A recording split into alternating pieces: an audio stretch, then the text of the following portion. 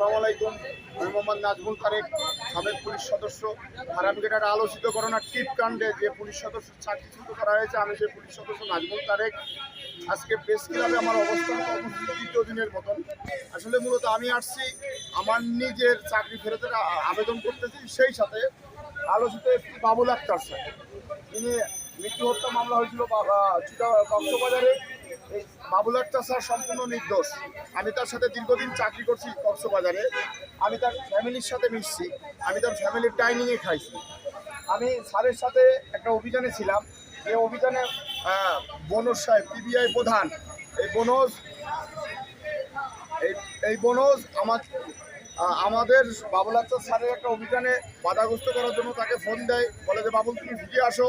তারপরে আমরা ফিরে না আসাই সে অভিযান করি, পরে বলে দেখে নেব। সেই সূত্র ধরে বাবুল আক্তার স্যারকে হত্যা করা হয়েছে, বাবুল আক্তার স্যারের বউকে হত্যা করা হয়েছে তার বাচ্চার সামনে। এটা তীব্র নিন্দনীয় এবং বাবুল আক্তার স্যার সম্পূর্ণ নির্দোষ। চিটাগাঙে এমন কোনো অভিযান নাই যে জায়গায় আমরা এমপি বদিরই ইয়াবা ধরছি, ছাত্রলীগের ইয়াবা ধরছি চিটাগাঙে, এবং কক্সবাজারে আমলিগের অনেক অঙ্গসংগঠন ইয়াবার ব্যবসায় জড়িত, যেগুলো আমরা অভিযানে ধরা গেছি। এবং বাবুল আক্তার স্যার খুব সৎ এবং যোগ্য নিষ্ঠাবান অফিসার। সে কোনো ঘুষের সাথে কোনো লেনদেন নেই, কারোর সাথে কোনো আপোষ নেই। আমি সত্য বলতেছি না, আপনি কক্সবাজারে যে দেখেন এসপি বাবুল আক্তার সম্পর্কে সাধারণ মানুষের কী ভাবনা, সেটা তারা বলতে পারবে। এখন আজকের এই প্রেস ক্লাবে আসার একটাই, এই স্বৈরাচার শেখ হাসিনা ধরচোর আমাকে গত 2 বছর আগে চাকরিচ্যুত করছিল, যার কোনো তথ্য প্রমাণও নাই।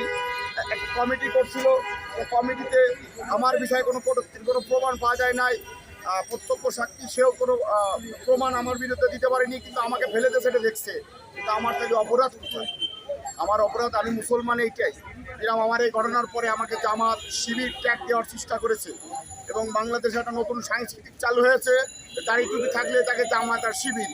গত 2 দিন আগে আমি একটা ভিডিও দেখছি, মাহবুল হানিফ দলের সাধারণ সম্পাদক আওয়ামী লীগের, সে বলছে যে আবু সাইদ যাকে হত্যা করা হয়েছে সে নাকি বলে জামাত পুলিশ। তাহলে এই আওয়ামী লীগেরা বলে জামাতের পুলিশ কীভাবে ঢোকে?